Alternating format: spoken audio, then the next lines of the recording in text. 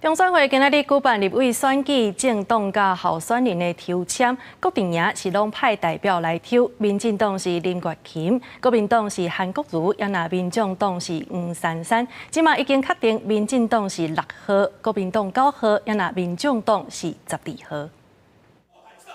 2024大选就伫要到啊！中选会20进行立委选举，政党甲候选人抽口决定号码。民进党由副秘书长杨义山、甲无分区立委候选人林月琴、辛碧荣代表出席；国民党的部分由无分区排名第1的韩国瑜等人代表出席。也那民众党是黄珊珊代表出席。选对人，走对的路，支持6号民主进步党。我个人本身在社福界服务了30年，那一直在做儿少权益跟儿童安全，尤其是交通安全。希望我们真的能够还路于民，让我们的人民可以在有一个友善的交通环境。第11届无分区立委选举政党的号码抽口的结果出来啊！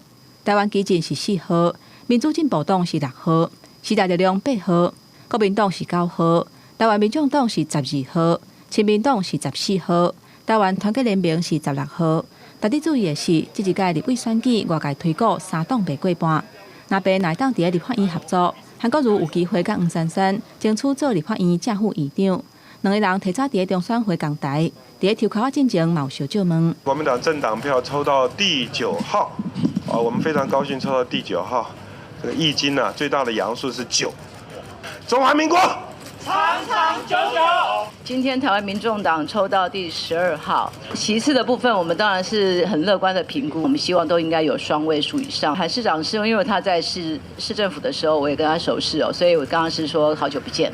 2024总统大选剩上尾24天，头一场公办电视总统政见发表会，今日暗时7点举行。国民党总统候选人侯友宜、民进党总统候选人赖清德、甲民众党总统候选人郭文哲，3个人会面对面来对决。记者综合报道。